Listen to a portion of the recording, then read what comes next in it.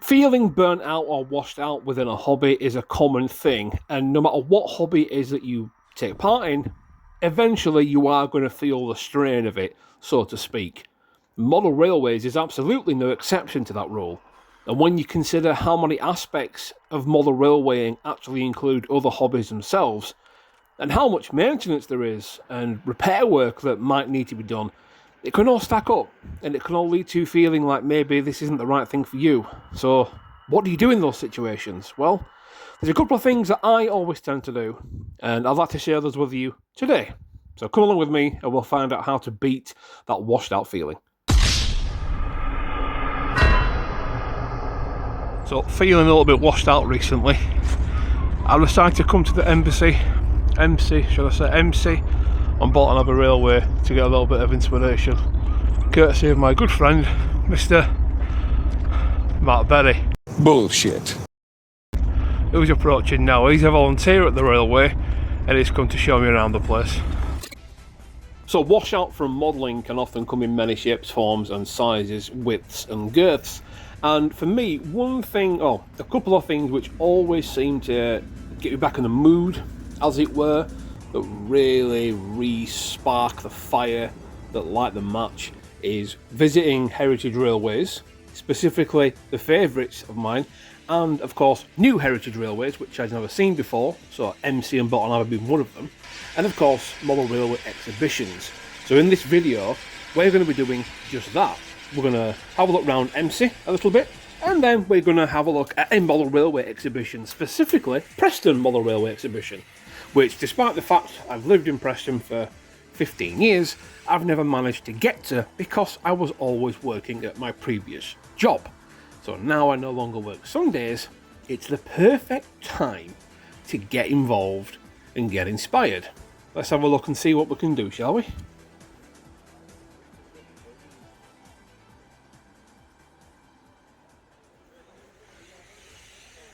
I know that I've mentioned this once or twice before in other videos, but I really do believe that one of the most important things you can take into account when doing your railway modelling is looking at how the rolling stock actually looks in real life. Now, looking at photographs and videos online can go a certain amount of a way to giving you an idea, but you really can't beat getting your actual eyes on the subject piece in person, because it really does give you an idea of all the true detail. For example, this Class 37, it looks okay, it looks pretty clean, pretty faded on the video, but in person you can see the tiny streaks of water running down. There's a lot more rust on it, and that grille there is absolutely caked in crap, crud, rust, mud and dust. And even here, look, you can't really get much of an impression for it, but the front yellow end, even though it just looks a little bit faded, it's actually quite dirty in real life. But of course the camera and the lighting, it doesn't really show it up all that well.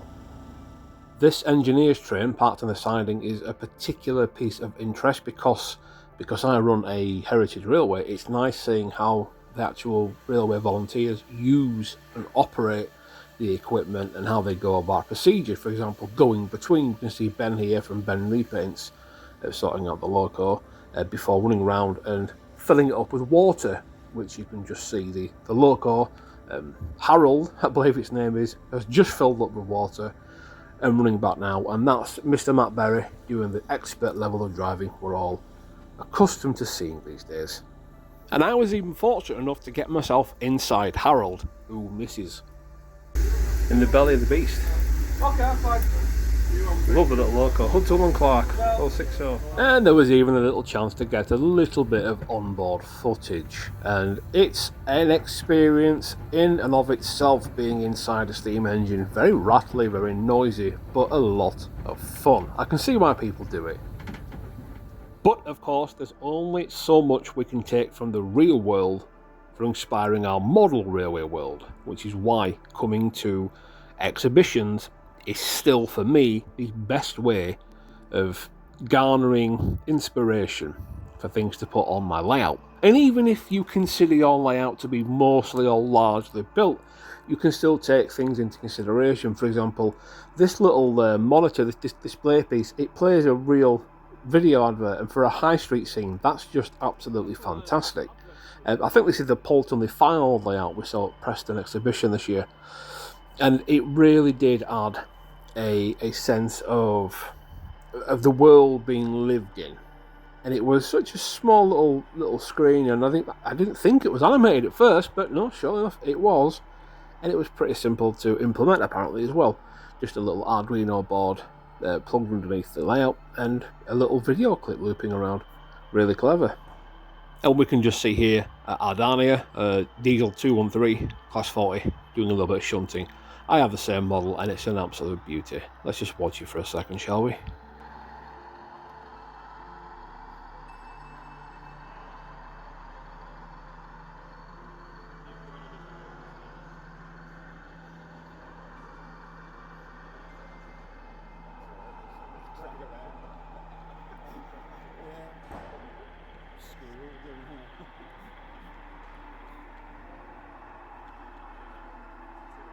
I think I really do believe that people overlook modern image stuff and its influence on a model railway and how important it actually is. And as you can see from Portland the Filed, you can still have a realistic mix of heritage stock like Ardania, or Andania, however you pronounce it, Diesel 213.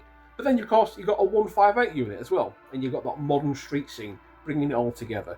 It's really, really good to see. And again, for someone like me that has a heritage railway, I can then take inspiration from that and add that to my scene, because it very much implements then the idea to the viewer and to myself that this railway you are seeing is very much a heritage railway, but it's set in the present day. That's important to do, I think. And of course, it wouldn't be a model railway exhibition without some American N-gauge to look at as well. This is an absolutely stunning layout, and it really does show what can be done with N-scale in terms of vast, sprawling scenery and full-size trains running through them and being part of the landscape and not just sat on top of it. Now, I did have a brief dip of my toe into N-gauge a year or so ago, and I did like it, but for me it just didn't have the size and the scale, so I had to leave it be, unfortunately. But this next Welsh themed layout was part of the Preston Model Railway Club themselves, and it had a lovely, again N-gauge, but it had a lovely mix of scenes to look at. The most important thing to me was that the full frontal scenic section is actually a separate baseboard. So you've got the running line there, you can see at the back, which is arguably the active layout. But the front 2 foot is just pure scenery, and it's an interesting way of doing it. I never thought of doing it that way, because what you could do is you could have your basic scenery behind it, and then change the front bit depending on what your mood is. It's a clever way of doing it. And also this spinning wheel thing, this carousel, what I'm going to call it, is a really fun bit of thing, and you can just change the speed on it as well. It's lovely. Really is a grand little layout, and it's nice to see little interest pieces like that on a layout, especially an exhibition, because it keeps you interested, it keeps your focus, and again, it inspires not only existing modelers but the youngsters as well, and that's super important. Now, this next layout is one that I've seen a few times at a few different exhibitions, and it's like a locomotive works, and it's all gauge. But it's cool because you can see through it, and it's like you're a naughty child sort of peeking over the wall and trying to get a glimpse of the locos being put together inside the big bad factory. And one of the coolest things to watch out for on this one is the working crane. And it did take the operator a little bit of time to get the body lowered down properly, but once he'd done it, you got a real sense of satisfaction. Plus, keep a lookout for the O-Gauge Class 14, which is a beautiful bit of kit.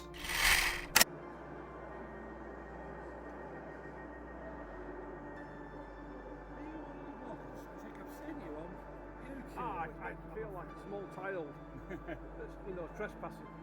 Yeah.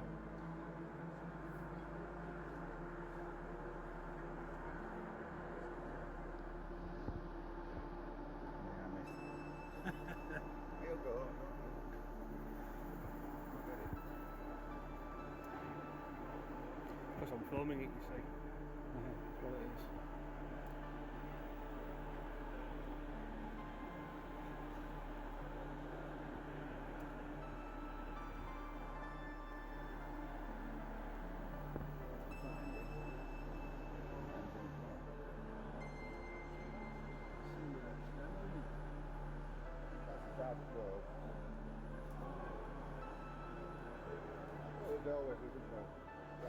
Next up, we're taking a trip to the Warner Brothers Film Studios, or Studio Tour, I think the layout was called. It's a Harry Potter theme layout. Now, I know there's a lot of you out there that don't like Harry Potter for political reasons.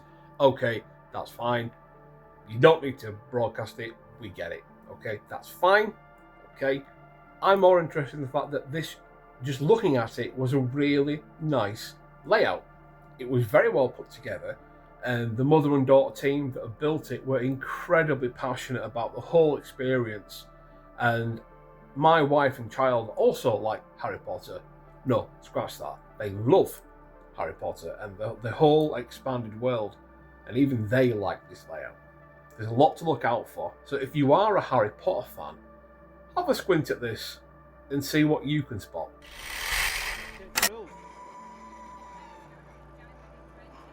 Wow, lockdown.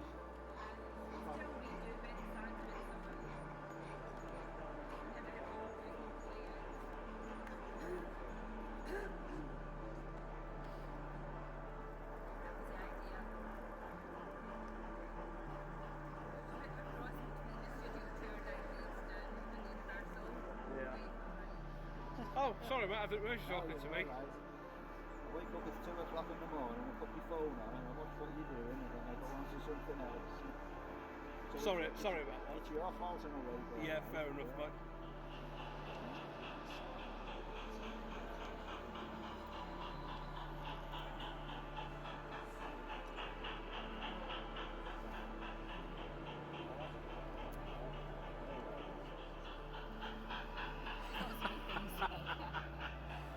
Oh, excellent. I like gadgets and gizmos. You see this coming next year, She's angry and upset. Really? Yeah, because it's going to be all American, isn't it? No, we get over here on HBO. Yeah, but Final things, it was like the actors have to be English. I hope so. Yeah, that's what she said all the way along. It would be a I shame know if they've they're cast not. Dumbledore. Engaged enthusiasts, well, I'm sure, recognise this layout immediately. It's Lockwood, and it's always a pleasure to see this one running around doing its bits and pieces. The last time I saw this layout was at Keighley Railway Show a couple of years ago, and there was a bit of an issue where one of the trains decided to uncouple itself right at the top of the incline, and you had a full rake of carriages hurtling towards the siding. Oh dear. Next up, we've got Wormhill Sidings, which I thought was a particularly nice model. I didn't read the information pamphlet beforehand, but I was looking at it thinking, this looks incredibly familiar. The placement of the station building, the sidings, the aggregates traffic. And I said to the operator, is this meant to be Peak Forest? And he replied, yes it is. Inspired by heavily, should I say. And I think they've done a fantastic job with it. Let's have a look at it.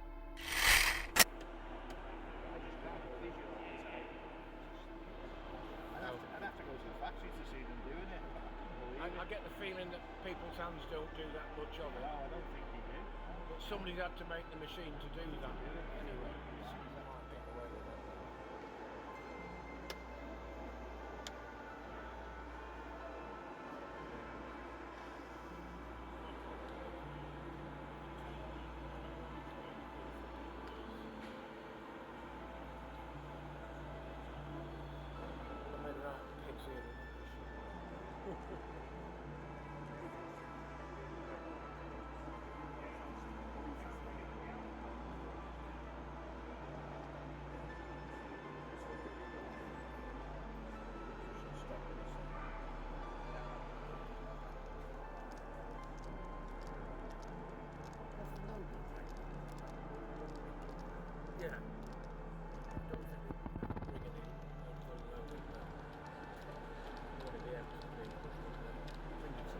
Well, this next one made me chuckle quite a lot.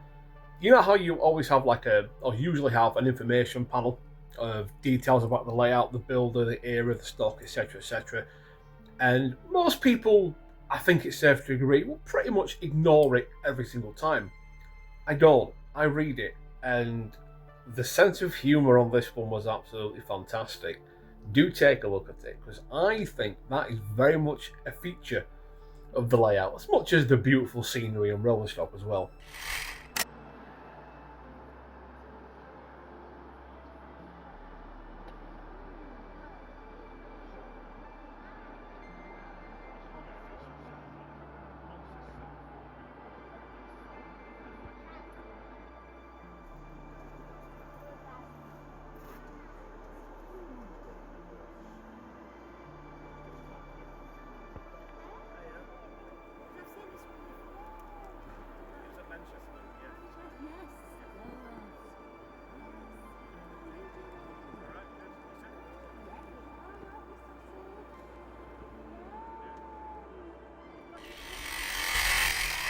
Now, with this next layout, I must admit to being guilty and messing up.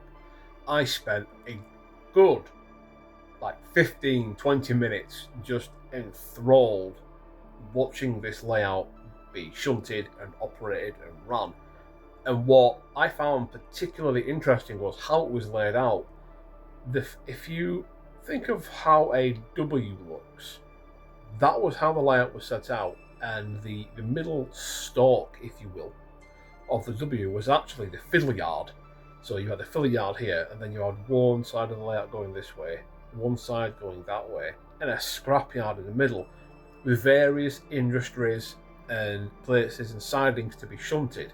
Now it's N-gauge, so you got a fantastic amount in there in such a small space. It was shunted with remote uncoupling as well, which is even more difficult to implement.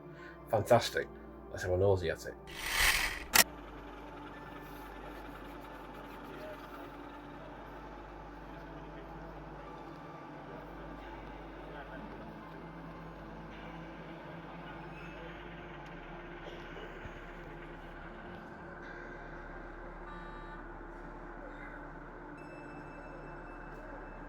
I like how you've done your fiddle yard, like a wide configuration.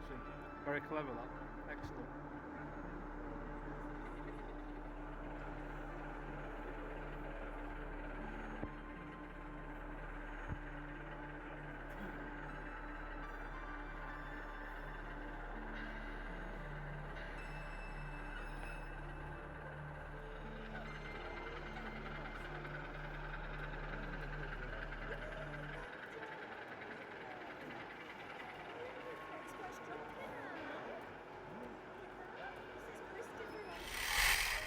So we've got some bigger scales at the show as well, and this is Londonderry sidings, and of course you have a big O-gauge gronk doing big O-gauge gronk kind of stuff. And I spent again a large amount of time just watching this beauty be shunted. One thing which did make me chuckle was the use of every millimetre of space. You can see as the class of weight shunts past these couple of court wagons that it literally just misses it by a cat's cock hair's length, and it just made me smile.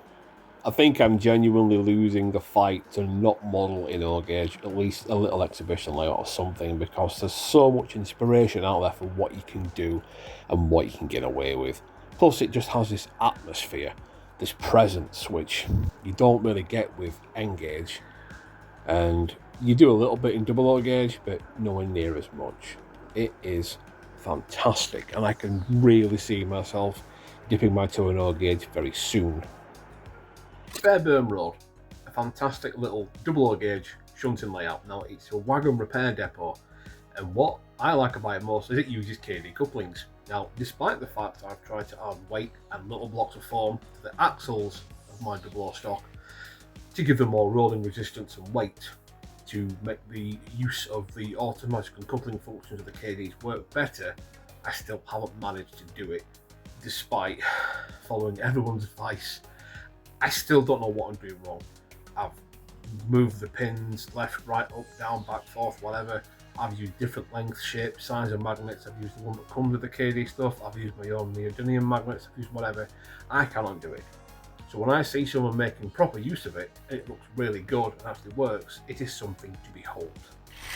It's a shame, really, because it said it had a lot of potential. It really did.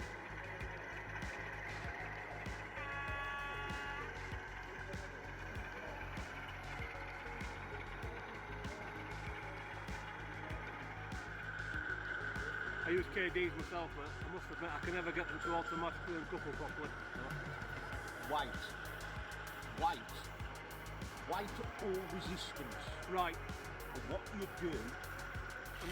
Right, it's time for the sponsors advert. Yes, of course, it is Sawyer Models of Lee. Why go anywhere else when you can get everything you need right here? They have rolling stock, accessories, scenic items, tools, whatever it is you need to build a banging model railway, they can absolutely supply it. And I should know because I've been going to them for quite a while now and I've got everything I've needed from them. You can either buy from them from their website or you can go in store for superb customer service.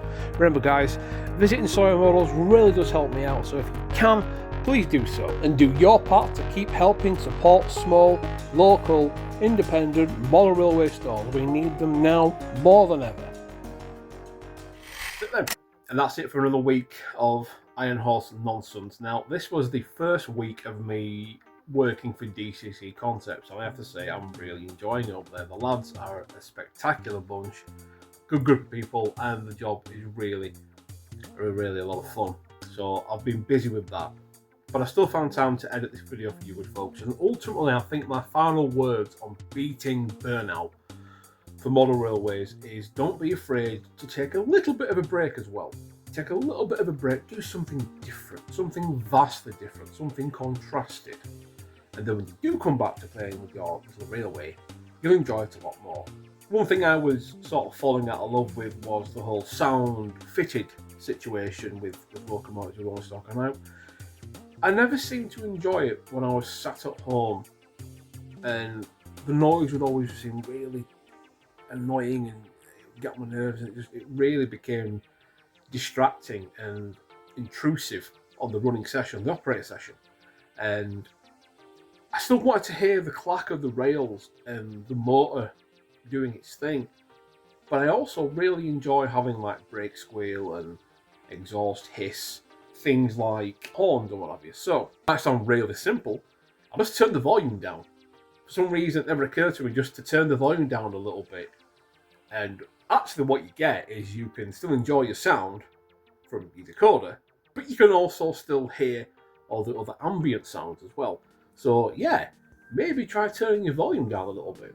On an ESU decoder, I find for me at home, anything between 35 and 60 on CV63 is usually enough.